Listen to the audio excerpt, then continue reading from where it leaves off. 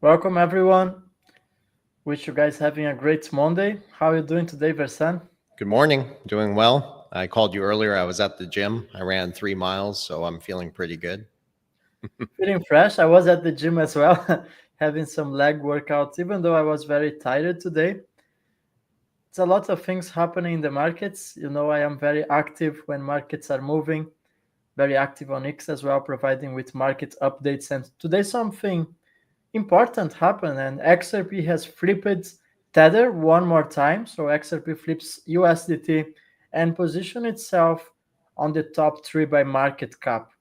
We know that's not very relevant in terms of the potential of a project. I mean, market cap is a subjective indicator. However, that shows that XRP is gaining strength and we are getting closer to Ethereum right now.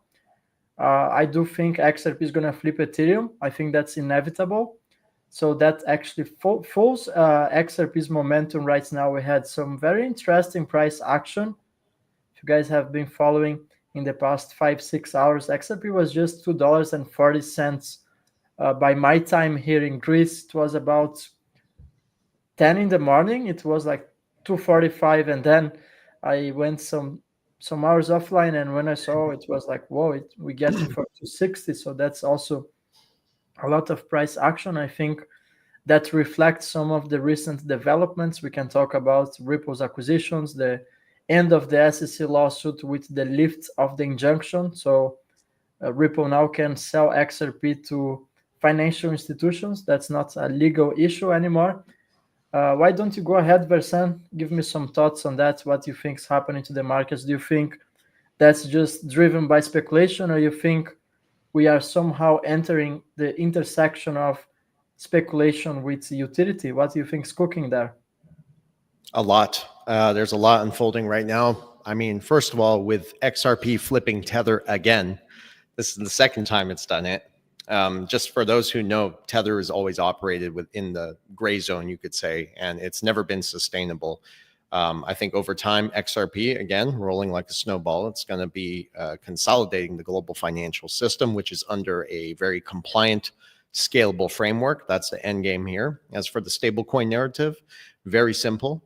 I think there is that revolving door between Tether, Bitcoin, and the US bond market, something I've pointed out before. And over time, whether this gets exposed through by intention, right, or unintentional, it's not going to matter at that point. It's going to come to an end eventually. I think the stable coins that align with the regulatory frameworks are going to survive. And naturally, that will phase out all the bad actors. And that's what we see here. And even when we're talking about Circle, we discussed it last week, whether Circle even gets absorbed by Ripple or not is irrelevant. I think the space overall is just heading towards consolidation. And one way or another, it's going to become interdependent on each other. So if even Bitcoin is going to survive later on down the road, mentioned this many times, it's going to depend on that cross-border functionality, that on-demand liquidity for settlement. So I'm glad to see bad actors getting weeded out. I just hope Tether actually gets exposed. That would be nice, but it would be very detrimental to the crypto space overall. Yeah, perhaps it's a necessary gain, unnecessary pain, sorry, because we all know that it would have indeed catastrophic uh, outcome for the crypto markets if Tether falls down. But I think that's going to happen over time. I don't really have the answer if that's going to happen all of a sudden, like a massive black swan event, or perhaps it's going to be a gradual transition with the market cap perhaps decreasing gradually until it fades away and we have other players just like real stablecoin. And also Circle is a very strong player, USDC, with Ripple working on the acquisition of Circle. I think that's also very relevant. That speaks louds. And by the way, Versan and Vandel have been doing a nice job on predicting this cycle, and I have been particularly watching some of Vandel's recent videos on what's going to happen next to the crypto markets, and he brought to my attention that Bitcoin dominance is still very high, so I give him a lot of credits for that. And this cycle has been particularly different because if we compare with previous cycles, XRP usually pumps the last but the hardest, but this time, for the first time, XRP has pumped before other cryptocurrencies, just like Ethereum or just like most of the ERC20 ecosystem that didn't even have enough liquidity. And considering that the market cap is growing exponentially, considering that Bitcoin dominance is still above 60%, it starts to make me wonder what's going to be XRP price when Bitcoin dominance falls to 40% or 30%.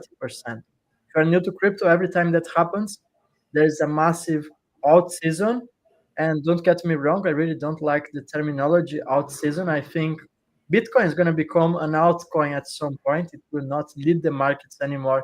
But we can't deny at this stage it's still leading the markets in terms of the alt season and the Bitcoin dominance. So when that happens, and I think that's going to happen in the next 3 or 4 months, that might catapult XRP above $10. That's something I was discussing with Versan before, because there's still a lot of pull to actually drive this price action. Now, the real question is the utility market getting started in 2025, or we are still living through an intersection of what is the utility market and the speculation?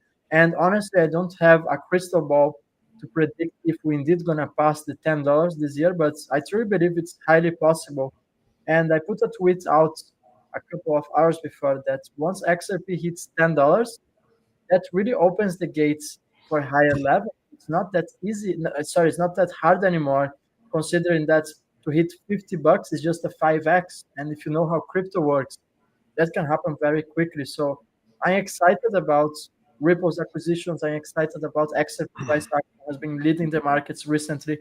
And I truly believe we're going to have the flip the switch moment when Bitcoin is no longer going to be number one, even by market cap. I truly believe XRP can dethrone Bitcoin, and perhaps when we have uh, the outcome, the final outcome of Tether, which artificially inflates Bitcoin price, I think that's the real moment we're going to see a massive flow of capital from Tether, perhaps towards real stablecoin and the XRP ecosystem. And I think that's going to kickstart the real XRP bull run. So there's a lot to unpack out there. You want to make some comments on that, Versan? Absolutely.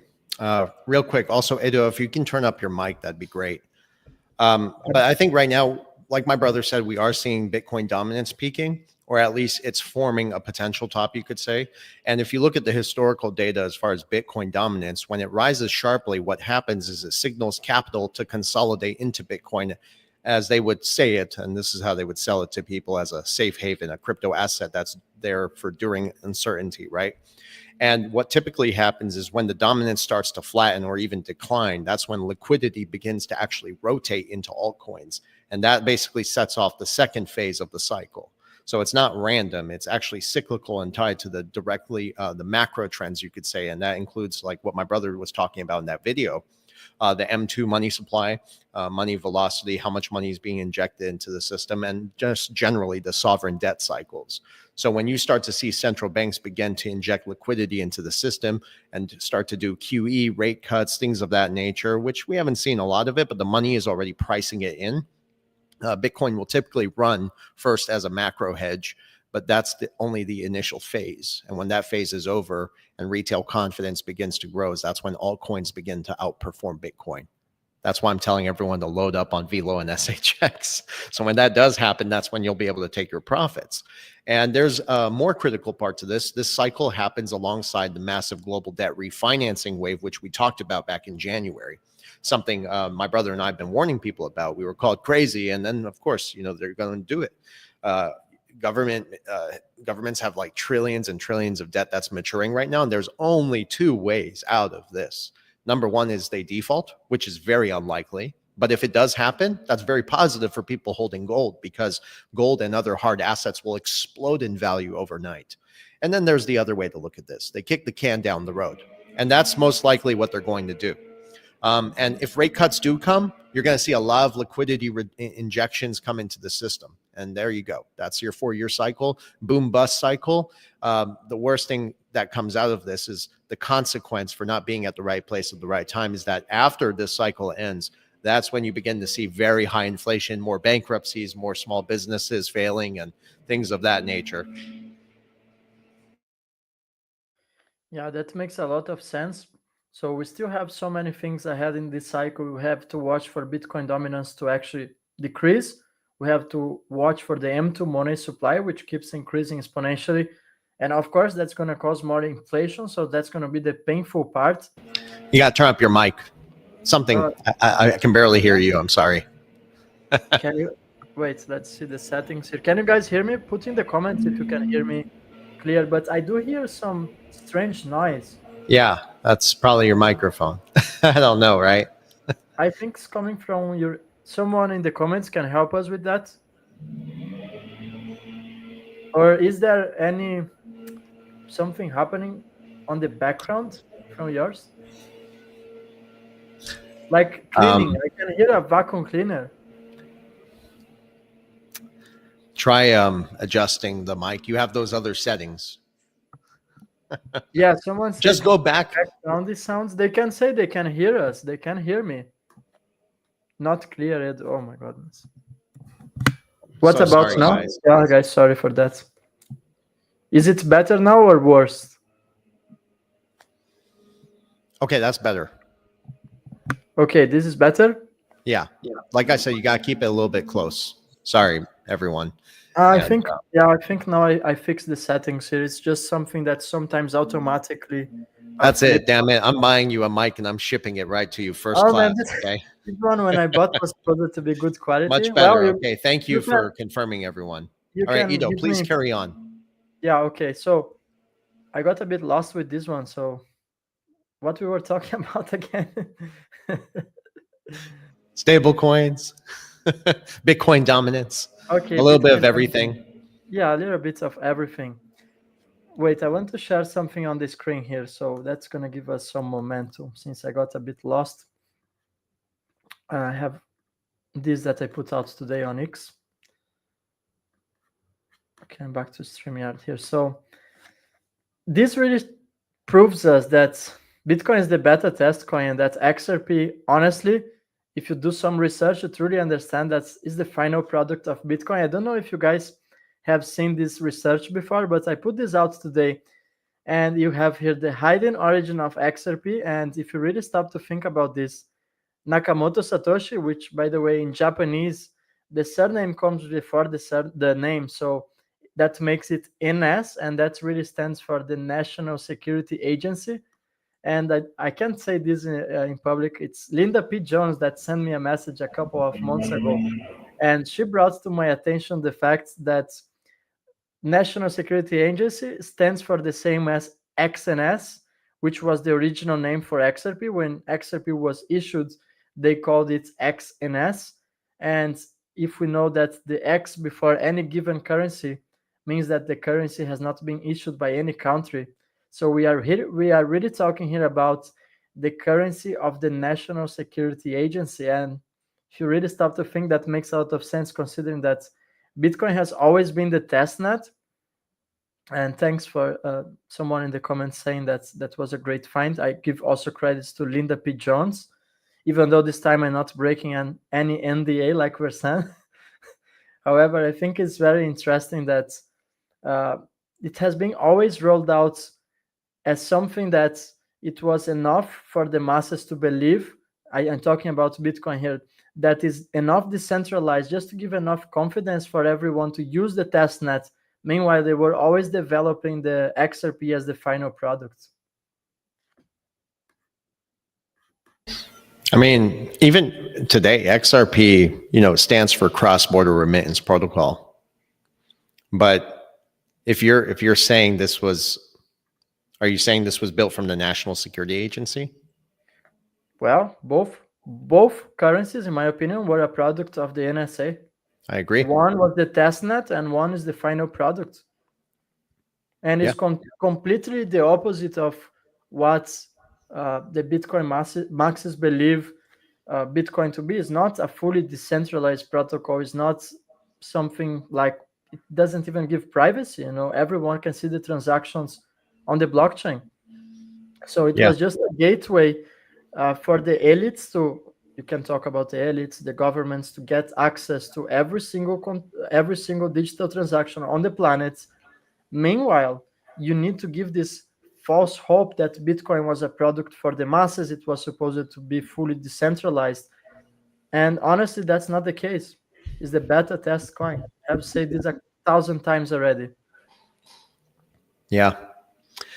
Someone said my mic is too loud. Is that better, Sean? All right. I can hear you fine, Versan. Yeah, that's the problem. I don't want people to hear me too fine. Has to be just enough distance between me and the mic. And someone says, sorry, Versan, Brad Garlinghouse worked for the NSA. That's not Brad Garlinghouse, that's David Schwartz. And he was also an early developer for Bitcoin. He also did jobs for most of the government agencies, the NSA, NASA as well. Well, he's a contractor for the NSA. He has an NDA. I have proof of that, by the way. So yeah, I think I wanted to put this out about the hidden origin of XRP and Bitcoin. And it's always better to be an early adopter than an early investor than a late adopter. Agreed. I mean, even Ripple, that's the real concern I always had in the early days when I started researching this, is that I knew XRP and Ripple were two different things, right? What I was fearful of at some point was who's going to run the rails. And, even Ripple, they made it very clear. And Brad Garlinghouse recently said this. He said XRP is at the heartbeat of what Ripple is building. So then the question again comes to like, who's running the rails, And if you look at who's adopted the rails, it's the same institutions that we're trying to run away from. So you see them playing almost like both sides. That's why I always said it was a double-edged sword, That's absolutely. There's evidence to support it. It's not that I'm disagreeing with people who, think that the deep state has been completely neutered. If I also may throw out something else, it's kind of off topic, but I've been researching the new Pope, and I don't want to say too much, but he's not who you think he is either. Before the Pope died, he met with, as Archbishop, he went to meet with Mark Carney in Canada. And he said that the new Pope must be pro-China. And then the Pope dies, and then this guy takes over. Same guy who met with Mark Carney. And at the same time financed arms to Canada. And the Vatican is heavily involved in financing weapons too. So you see what I mean? Like, have they really been neutered? Oh, well, Klaus Schwab stepped down. Well, the new Klaus Schwab, the one who took over his role, is the former CEO of Nestle. What did he say once? I'm sure you all seen it, the quote. He said, people don't deserve water. Is that the deep state being neutered? I don't think so, right? So I always go back then again to money. The monetary system is the foundation, what underpins whatever is coming next. And if Ripple is building the rails, and they're building the rails to enable the use of XRP, then the safest bet is to be an XRP. But at the same time, it raises questions and concerns about, your liberties, about how you can transact.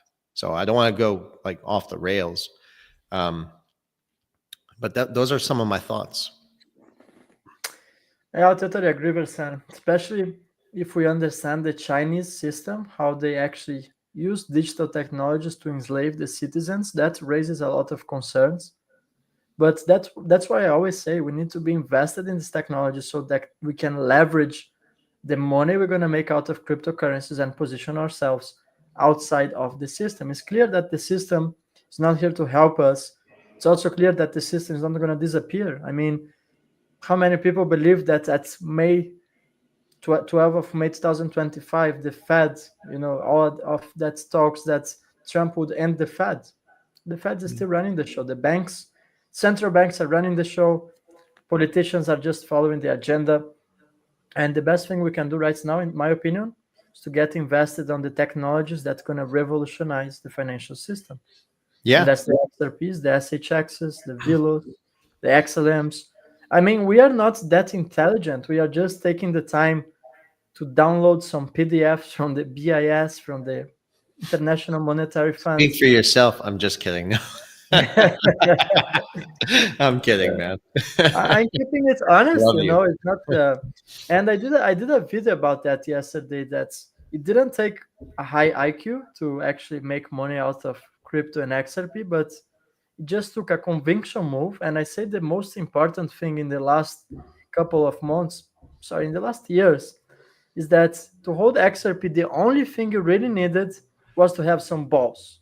And I really mean it, is to have some balls that you make the conviction play and you just don't allow the price fluctuations to actually scare you away from the markets or try to time the markets, overtrade yourself. How many people are losing money like that? The safest bet and how we could just outperform. I think about this. We XRP holders, and I speak the ones that had balls that we just accumulated for the past 2 and 3 years, we just outperformed every single trader in the markets. We outperformed most of the financial markets, stock markets, most of the crypto market, the cryptocurrencies in general. I mean, it's up against Ethereum, is up against Bitcoin, and the only thing we had to do was buy and hold. So this has been the safest approach so far, and I think it's fundamental for people to understand that patience is your super weapon.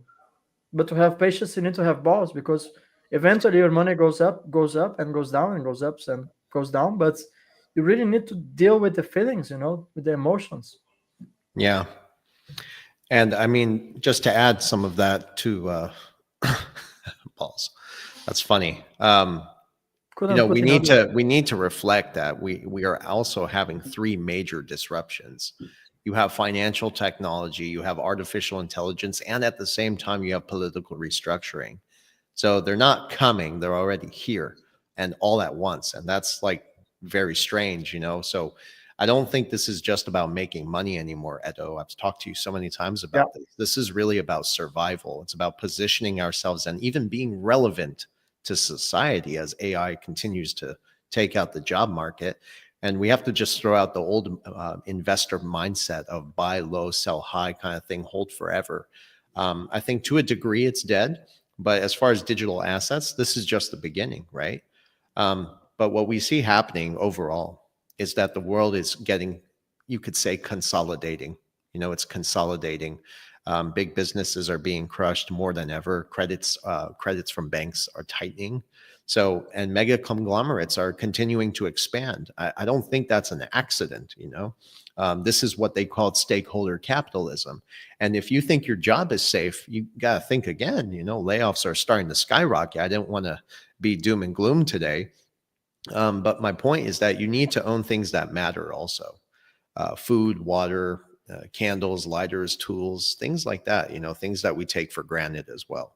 And then digital assets as well, because that's where it's going. So yeah, very big things are ahead, big changes. And even yeah, go ahead, Edo.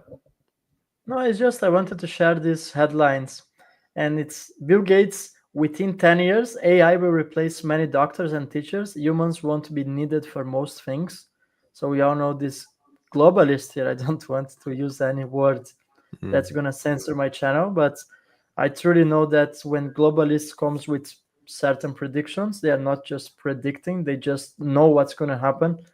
And I mean, it doesn't take a high IQ again. You just connect the dots. AI is evolving so fast.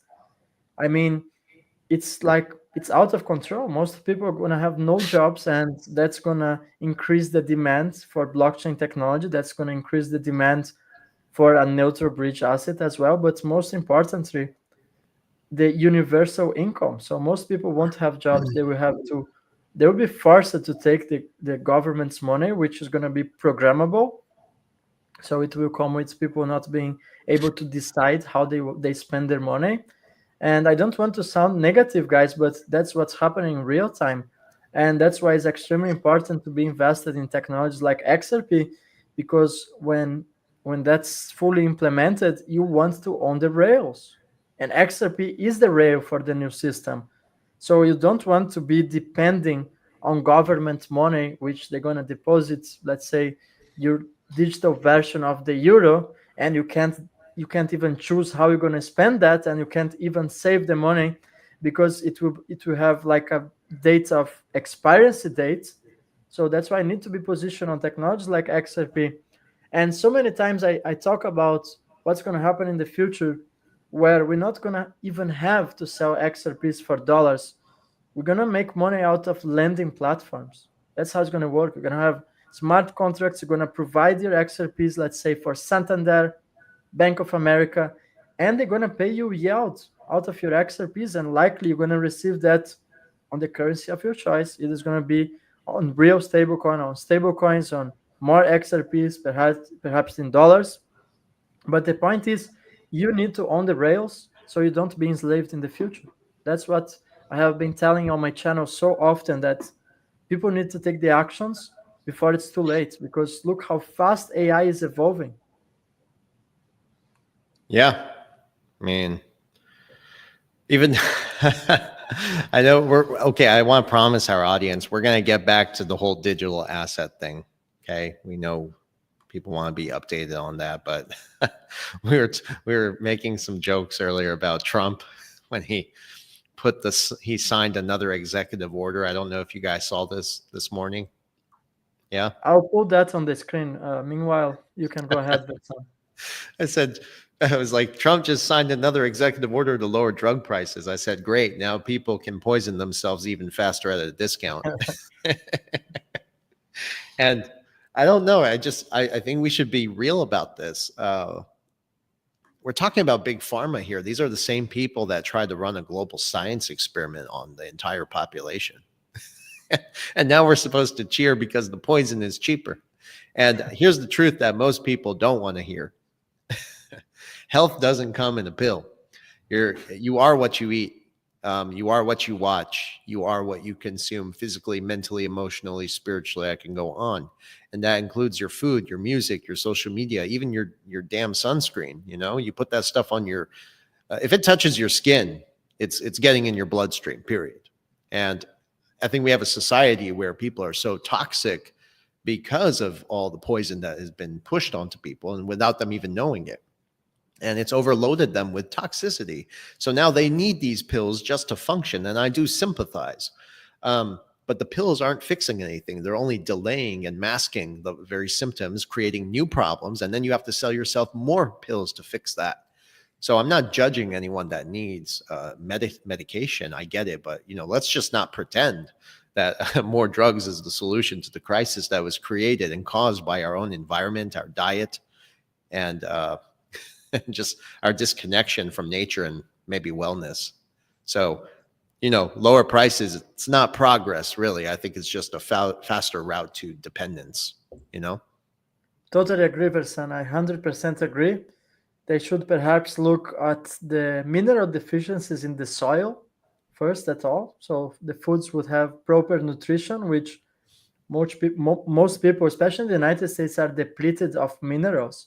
They keep planting the same things over and over again. So that means that the soil no longer has the essential minerals, and that causes disease. And now they giving pills to solve problems that are manufactured by the business. So I truly agree that's only gonna contribute for a society that doesn't take care of their health. And guess what? A sick society is very easy to control. When you have a society that doesn't have functioning hormones, because again, minerals are the currency of life. I always say this. And you need proper minerals, you need proper nutrition, and you need to not be intoxicated so that your hormones work properly. Hormones are consciousness. So when you have a society where the hormones are not working, you have a soulless society. And guess what? When you have a soulless society, you can just control them. It's very easy. People have no morals. People have not a sense of intuition. They can just trust themselves, and they end up trusting what the government and big pharma tells them to do. Now, I don't want to go too deep on the pharmaceutical comments, because I know it's very, very sensitive on YouTube. They can easily put the live streaming down, take our channels away. So we better talk Okay. back to digital We'll assets. get back to the money. But I I just have saw a to say, funny it, comment. it's a topic that I am very passionate, so I can easily lose the plot here and get Yeah. ourselves censored. So let's take it easy. Real quick, I do want to address a comment over there. Somebody asked about the staking, and this is, I think, a very good question. And I've been very clear about this. We also teach this in our sessions, but I don't think people should be chasing passive income and riding these hype waves as far as staking your crypto. Most of these platforms, most of them are shady. Not all. I understand that. But I don't think people who are staking their crypto for passive income are not really focusing on keeping their skill sets in the real world. Instead, they're depending on these protocols to generate income for them. Right now, I understand. That's the end game later on down the road, sure. But right now is a time to play defensive. What people need to be thinking is long term. We haven't even started. Some people are earning 1-2% on their XRP. That is nothing. Okay. And it's the 1-2% you're earning on XRP. Inflation is outpacing it. So you lose more than you win, right? And Totally if agree. the underlying asset is hundreds of percentages down, at the moment compared to what it's going to look like down the road, then, I think you're making a big mistake there. Regulations, ladies and gentlemen, are going to come. And when the real regulations are in place, guess what's going to happen? Demand is going to hit. This whole crypto space is about supply and demand, and we haven't even seen it yet because there's 29,000 cryptocurrencies out there repackaging the same ideas for something that's already in motion. And they're allowing no regulation to thrive because they want to profit from people. Okay, this is how they've been siphoning wealth. Oh my God. I'm going to talk about the Genius Act here in a few moments and explain Senator Warren, what she just recently did. So my point to the ones who are thinking about staking, I think when you have your bags intact, protect them. Don't get greedy right now. Protect them for the long term. When regulations are in place, you're going to be able to earn so much more money on these things. So just protect what you have. Play it smart. We Totally haven't even agree. seen anything yet. I can And promise you that much. just to add on your answer, Versan, I want people to understand there is no native staking on chain for XRP. And in other words, if you want to make any yield out of your XRP right now, you need to give away self custody. Basically, to make it in even simple terms, you need to give your XRPs for a third party, which is likely not regulated by any reliable entity, any regulator, and anything that happens to the third party platform, there's not a single insurance, there's nothing that's going to actually help you out, that's going to give your XRPs back. So you're basically going to take a risk to stake your XRPs for a low return, as Versan said, perhaps a 1%, barely keeping It's out with worthless. inflation. It's just not enough regulatory clarity, or even the technology is not ready for that. When you have native staking, where you can stake your XRPs without giveaway self custody, I'm going to consider. However, until that's not in place, I think you're better out just waiting for the right moment. And in the future, yes, you can generate yield, as I said before, lending your XRPs to the banks, providing liquidity. You become the bank, basically, but that's not the time yet.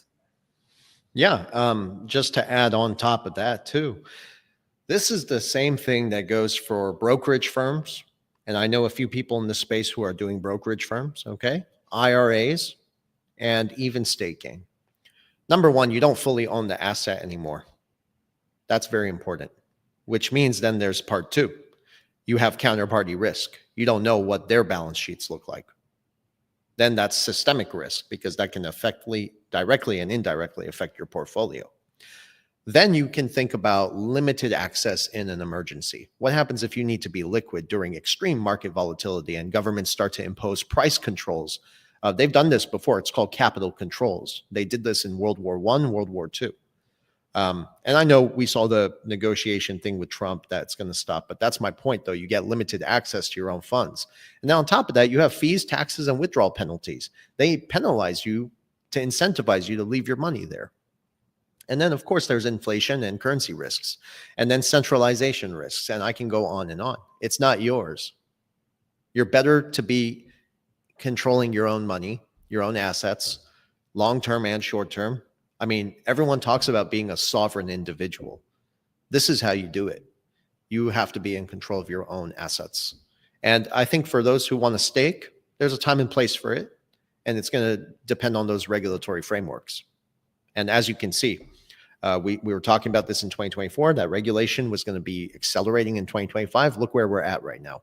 I mean, we can even talk about the Genius Act. By the way, also the BRICS nations, their meeting is coming up in July.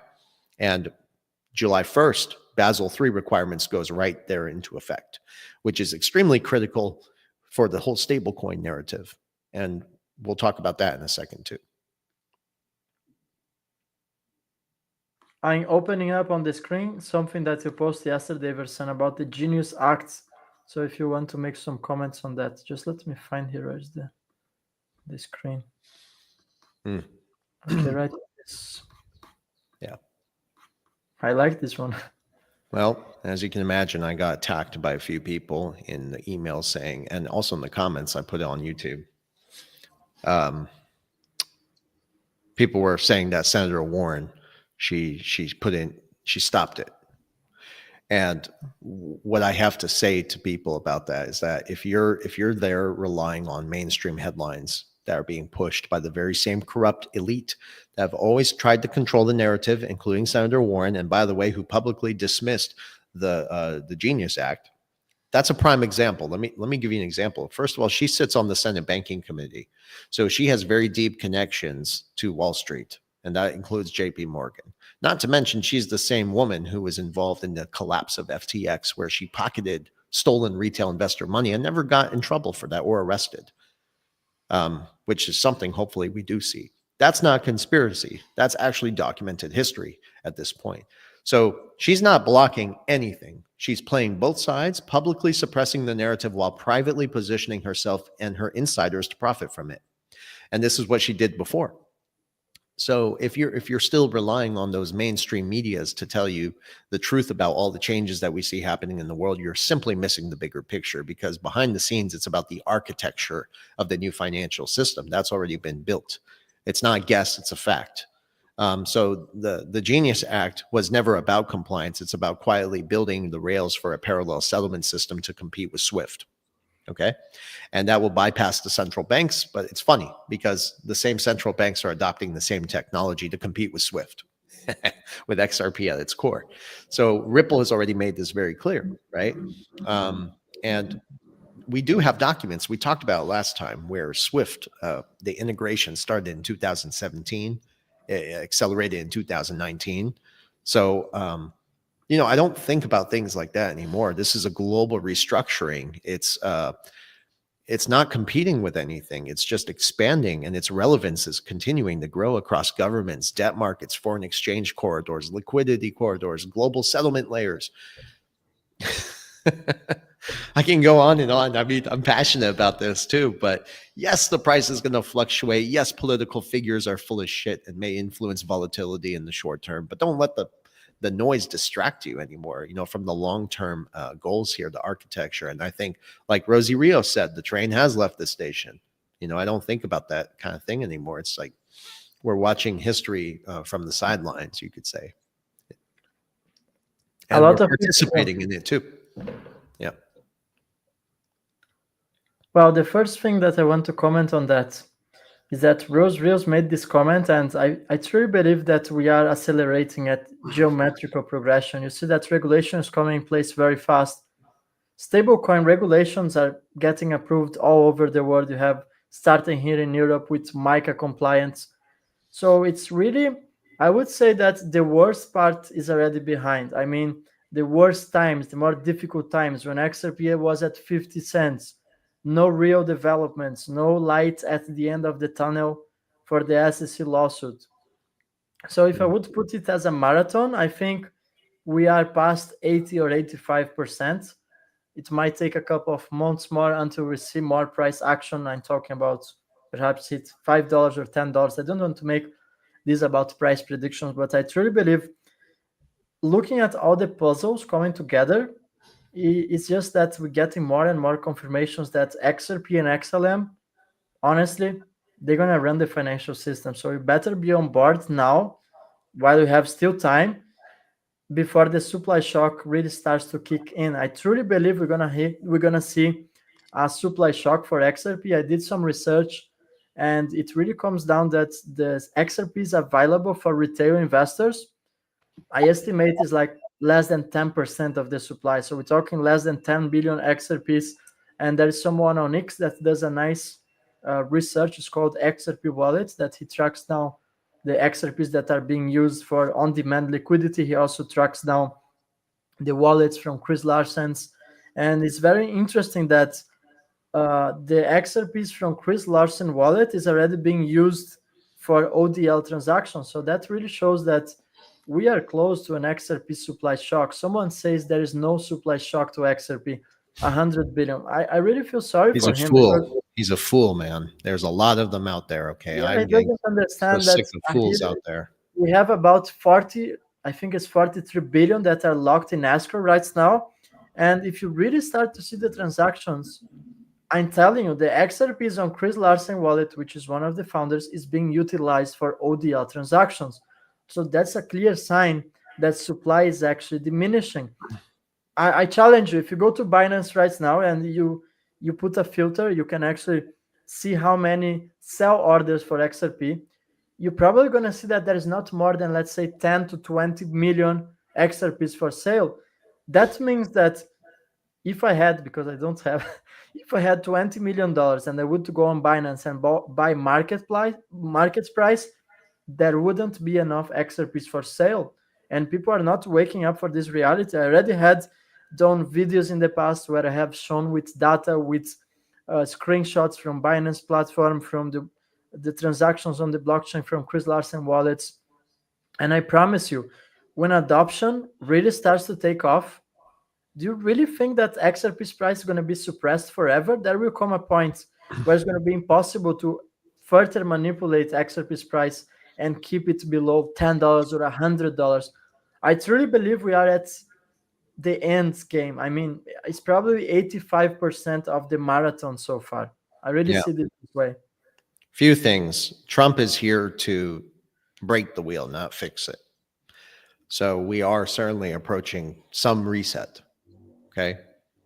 Money is the most critical aspect of this reset.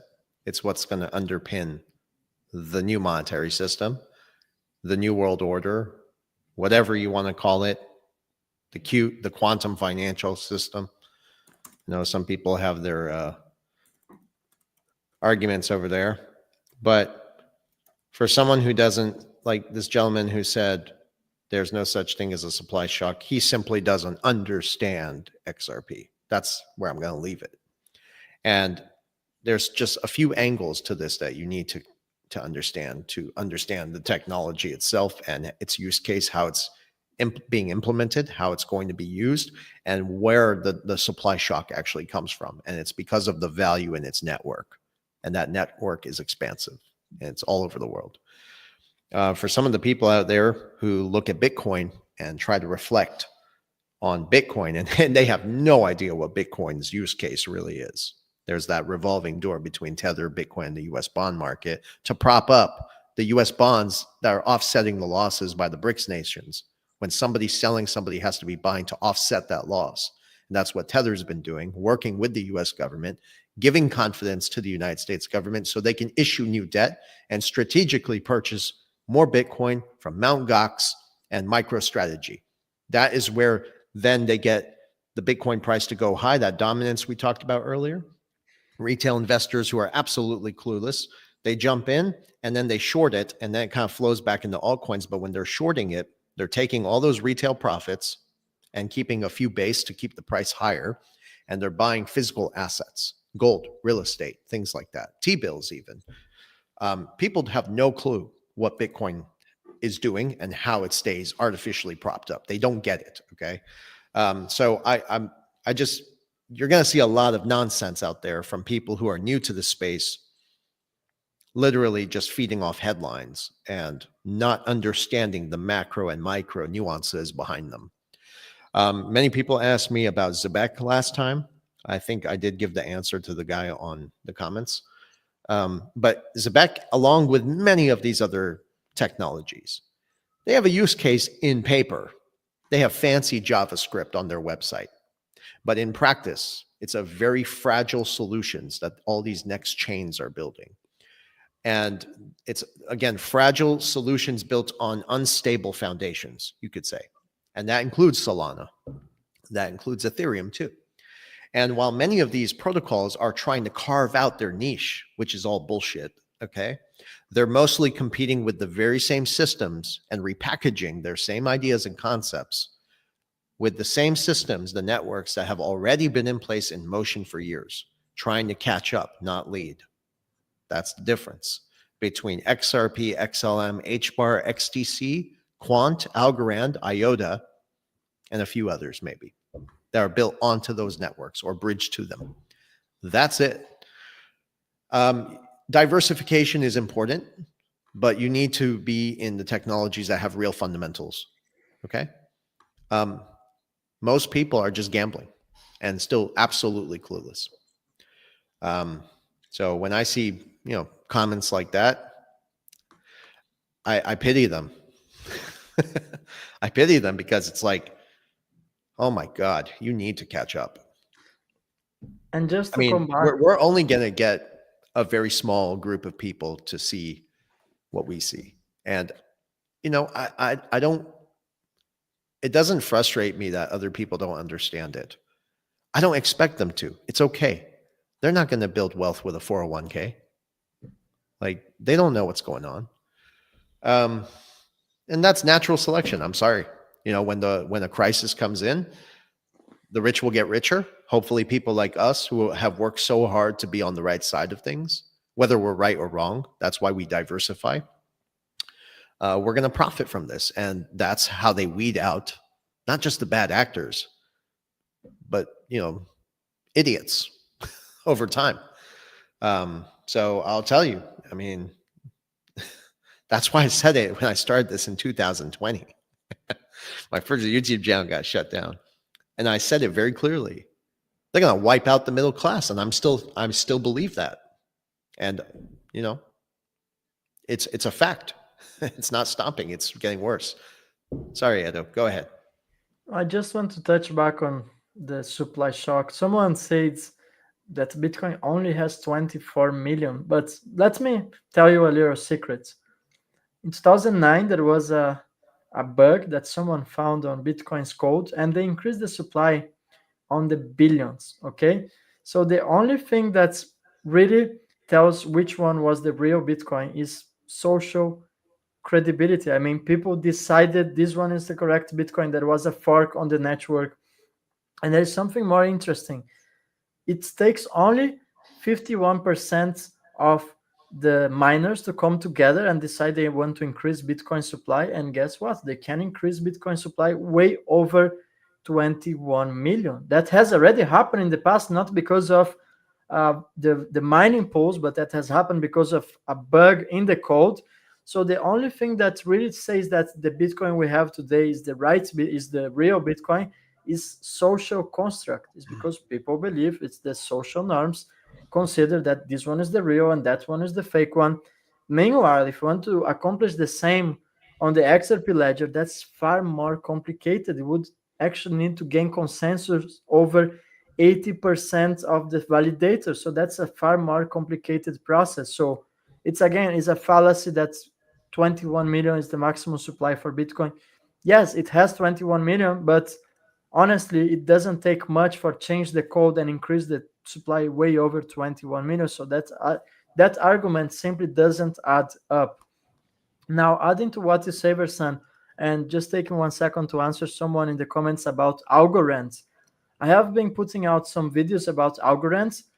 They tokenizing airplane tickets, and I truly see that Algorand can tokenize stocks as well. As I always say, we're not going to have only one technology. It's not going to have one blockchain, even though we might have one that's going to be for cross remittance payments like the XRP ledger, which is going to be the dominant one, which also going to take a huge fraction of the derivatives markets. However, we're going to have perhaps 10, 12, 15 blockchains, and I think Algorand is going to be one of the main players. I have been doing some deep research on Algorand, and they are actually dominating the tokenization markets right now. They have partnerships with TravelX. I have seen they have already sold over 500 million airplane tickets utilizing Algorand blockchain. So there's very interesting developments. It's not just the average blockchain or the average coin. You can be sure it's worth to take some time and do some more research on Algorand. So it's one of my favorite ones. Do you also like Algorand, Versan? I have a lot of Algorand. It's Yes. huge. It's I absolutely was putting money into this stuff a long time ago, as you know, but I've diversified only into. I mean, I had so many investments at one point, and I talked about this a few weeks ago with you. But over time, with the research, I started to realize, like, okay, I want to be a long-term investor in this space. I want to invest in whatever has real fundamentals and liquidity and real use case. Okay, and I divested out of other things to consolidate my holdings into about 7, 8 technologies. And ever since, for the last 4 years, I've been loading up on that stuff. I'm big in Algorand. Yes, I think it's incredible technology. It's playing a key role, and it's also interoperable and complementary with some of the other technologies we talked about. If I can add something yeah, please to what I was saying earlier, about investing in these other technologies, you have to also think about the liquidity, because a lot of money gets poured into chains like Solana, into Ethereum, and other things like that. Even, well, I'm not going to argue with Cardano right now. I have my thoughts on Cardano, but I don't trust him. The guy did 180 multiple times. And when things fit in his direction or what he's trying to sell, that's when he kind of changes his stance on things. But liquidity, when it starts to move into these chains, it's the early investors who will be the first to always cash out. And I don't think that's sustainable. I don't think it's a strategic way to approach this. I think if you're betting on the future, then what you need to do is bet on the infrastructure, really. That's the best way to invest in this stuff. Yeah. And Just one thing I forgot is also Algorand is also working with governments. They building the digital currency for the Marshall Islands. They have mhm. some huge partnerships. It's also a very efficient blockchain. It's energy efficient, just like the XRP ledger. It also fixes the Bitcoin flaws. Most of them, the low Mhm. transaction speed, high energy consumption, ticks Yeah, for everything. Algorand is huge. I truly believe it's going to be one of the great performing assets once the utility markets really takes off. mm, yeah. And someone made a statement about the escrow as well. I like this statement. And we covered this before. We did a pretty good video. I think I was really sick when I did that one. And That I'll was never forget. I legendary. can't believe I actually did that. I got up there and I was really sick, and I explained the escrow because people were fighting about it. And That was the greatest escrow explanation I ever seen. It looks like it was AI generated. Back there, AI was not even around like as today, but I don't know where you downloaded that from, but it was like divine, the explanation. yeah, well, thank you. And just to maybe shorten it out, somebody made a comment about the escrow. And it was very simple. The conclusion I came up with is that Ripple strategically releases XRP from escrow, not to manipulate the price, not to flood the market with the tokens, but it's really to enhance the liquidity that is aligning with the partnerships that have been fostered. That altogether drives its adoption and the use case, the widely accepted use case of the XRP itself. So by understanding again how this is all playing out in real time, that broader perspective, I think that's the way to assess what Ripple is doing with the release of XRP from escrow. It's very simple, actually. Yeah, my speculation also is that I would add something else that the escrow also has a broader purpose to ensure XRP is adopted as a world reserve currency. Yeah. And the way to look at it is that if you look at the definition of a reserve currency, it has to be held in substantial amounts by central banks. So it Mhm. really makes sense that Ripple, and not only Ripple, but the ones running the show, they needed to ensure there would be enough XRPs for the financial institutions. So we're talking about, let's say, the US Treasury, central banks, the big financial institutions. So that was also a way to ensure steady distribution of XRP supply, meaning that probably the escrow is now no longer in possession of Ripple. I truly believe the escrow already belongs to some key institution like the IMF or the Bank of International Settlements, and it can act as a let's say to feature XRP on the balance sheets of governments and central banks.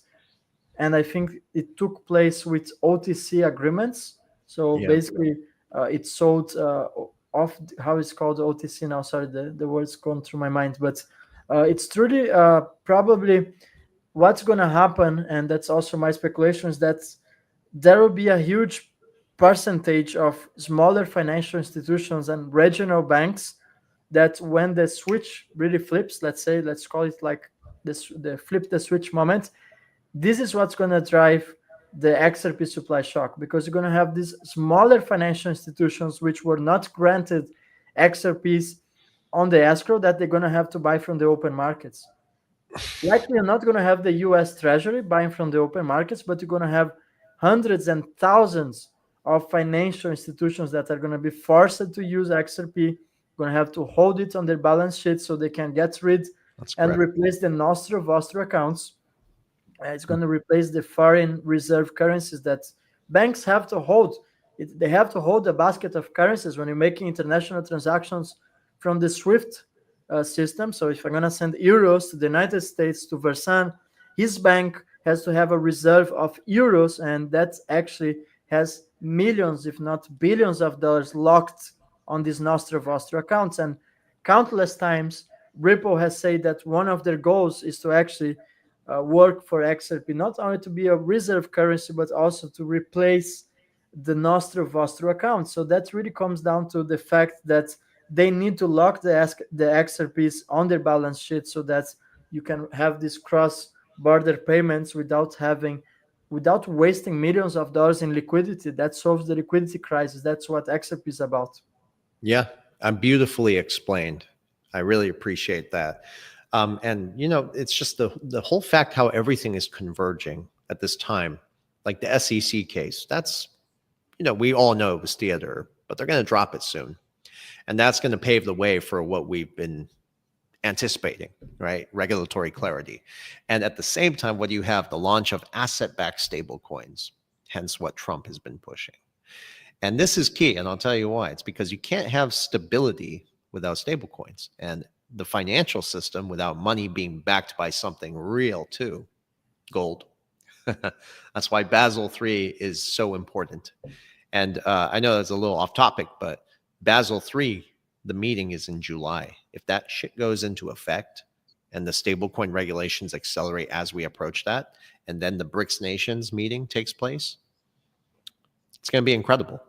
I mean, this is exactly where it's going. We are going back to some sort of commodity-backed framework where digital currencies are tied to real assets with real value. And this is what the BRICS have been saying, for a very long time. So very big things are ahead, and that ties us into the whole tokenization thing. So hopefully you guys see the importance of gold in this. I think anyone who doesn't see gold's role in the intersection of stablecoins, blockchain, financial technology, then you're missing something very big from your portfolio. As far as XLM and HBAR, those have incredible use cases. If you go to the Bank for International Settlements, their publication, when they talked about this two-tier monetary system, this is what I'm always shouting out. They broke it down very simple. And when you put it in layman's terms, they have central bank money. In this case, that would be gold reserves. That's why central banks are buying gold since 2017 when it became a tier one asset class. And it's very possible that even XRP can be akin to gold. So a tier one, right? It would still fall into that category. And the other thing was tier two, which was very interesting. That's commercial money. That's fiat and private deposits and digital transactions. That sounds like XLM. And by the way, the only two, Rick Rule even confirmed this on our show, but he mentioned XRP. He didn't mention XLM. But the only two so far that I've found out is the Bank for International Settlements had interest in XRP 100%. XLM, I did not find a real document that said it.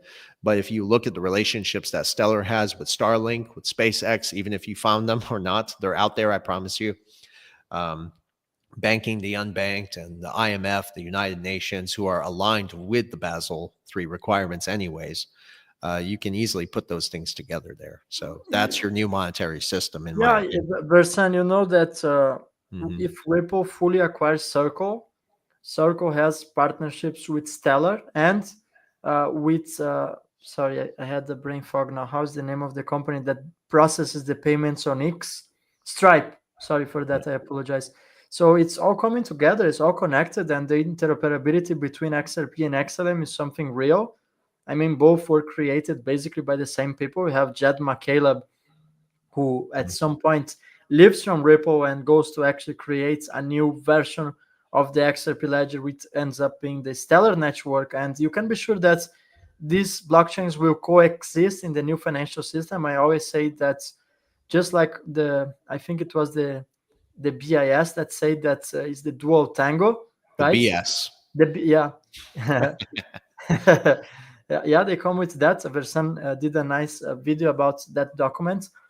And well, we just hit more than 1 hour. I just have one last question I want to cover here. Someone called Guak asked me about MXI. Well, I'm gonna make a full breakdown of MXI, not here on the live stream. I'm gonna create a video for my channel so you can watch that one. But just making a long story short, is a Web3 bank that's located in Mexico that's leveraging Ripple's ODL and the XRP ledger for cross-border transactions in Mexico. So that's also very huge. I'm gonna be meeting up with their team in a couple of days from now. I'm going to Mexico, and then well, I'm gonna reveal the secret. I'm gonna go to Las Vegas as well, so that's gonna be interesting times in the next weeks. And Yeah. I'm surely gonna be making a dedicated video about MXI, but you can be sure that's gonna be a game changer on the XRP Ledger ecosystem.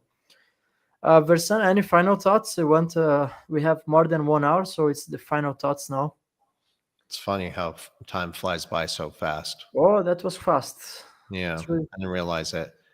Somebody asked me again about Zebek. I feel like I'm constantly repeating myself, and I guess that's fine. But I just think the bigger issue with a lot of these so-called next-gen chains, they're really just trying to compete and repackage with, again, the systems that are already in motion, the other protocols. I don't think they're building anything new. I think they just keep repackaging those ideas and hoping to catch a wave. It's really that simple. Every damn protocol, faster, cheaper payments. That's all they're selling.